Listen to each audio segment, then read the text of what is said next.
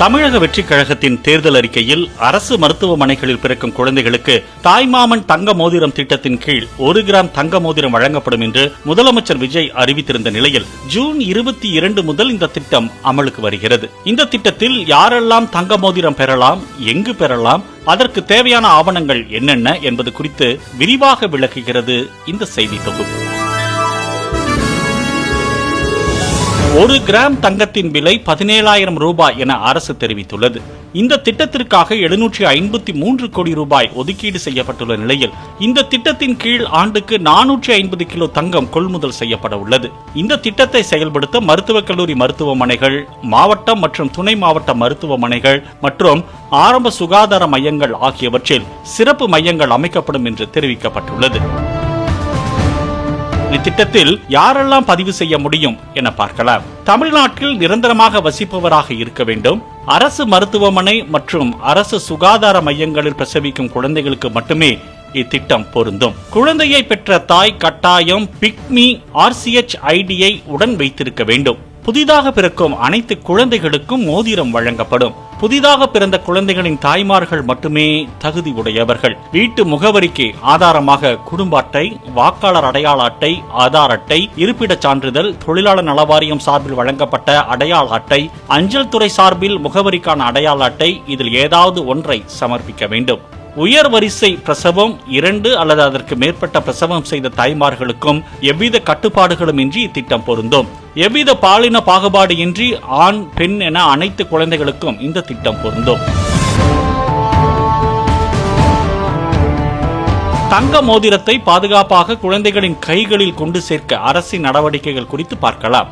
1.82% பிரசவங்கள் நடைபெறக்கூடிய 94 அரசு மருத்துவமனைகள் தங்கத்தை சேமித்து வைக்கும் பிரைமரி சென்டர்களாக செயல்படும். 18% பிரசவங்கள் நடைபெறக்கூடிய ஆரம்ப சுகாதார நிலையங்களுக்கு 94 அரசு மருத்துவமனைகளின் சென்டர்களில் இருந்து தங்கம் எடுத்துச் செல்லப்படும்.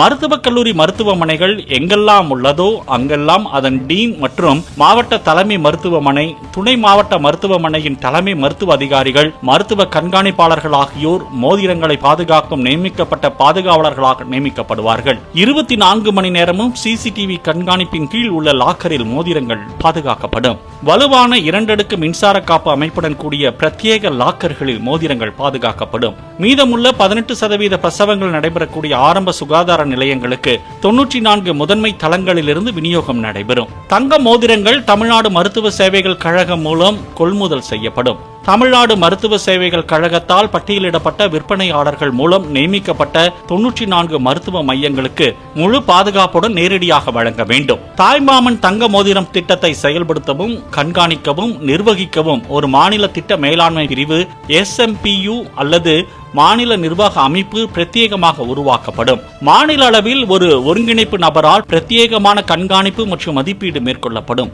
ஒவ்வொரு தங்க மோதிரமும் 1 கிராம் நிலையான எடையை கொண்டிருக்கும்.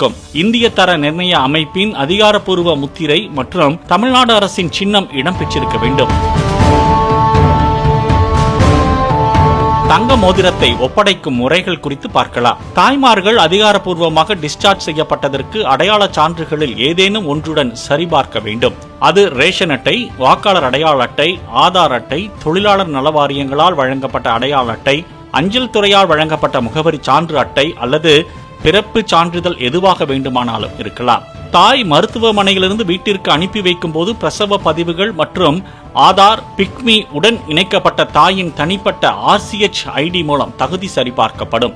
ஃபேஸ் ரெகக்னிஷன் சிஸ்டம் எனப்படும் முகத்தை புகைப்படம் எடுத்து ஸ்கேன் செய்து அடையாளத்தை கண்டறியும் தொழில்நுட்ப முறை இதில் பயன்படுத்தப்படும். மோதிரம் வழங்கப்பட்டவுடன் உடனடியாக டிஜிட்டல் ரசீது பதிவு மற்றும் பயோமெட்ரிக் முறை மூலம் நேரடியாக பிக்மி போர்ட்டலில் பதிவு செய்யப்படும். தமிழகத்தில் ஊழலற்ற மக்களாட்சி வழங்கும் ஜனநாயகனை, நிரந்தர முதல்வரை, எங்கள் தளபதி யாரை, வாழ்க பல்லாண்டு என வாழ்த்தி வணங்குகிறோம். இவன் வழக்கறிஞர் SOP விஜய் மகாலிங்கம், முஸ்லம்பட்டி சட்டமன்ற உறுப்பினர், மதுரை புறநகர் மேற்கு மாவட்ட செயலாளர்.